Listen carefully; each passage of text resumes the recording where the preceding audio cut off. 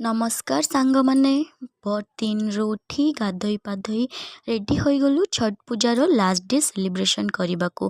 काली थिला संध्या अर्घ्य, आज हेउछि उषा अर्घ्य माने सकाळर अर्घ्य। उदय सूर्य को अर्घ्य दि जाए।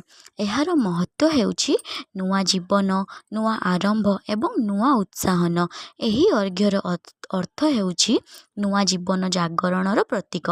जेमितिकी रातिर अंधारे सूर्य पुणी थरे नुआ जीवनर आशा देई थाए। आंटी जेहेतु गुरुजन सेथिपाई समस्त को माँ को सिंदूर लगे दौले। आमे स्वामी स्त्री फूल पानपत्र कर्पूर रे आलती करी नदी रे देइथिलु। देखु देखु पूरा 4 दिन रो पूजा आज समाप्त हो गला। पुणी माँ को इच्छा थिले आर वर्ष छठ पूजा देखि पारिबी। माँ समस्त को भलरे रखंतु। रहिली। जय जगन्नाथ, जय छठी माई।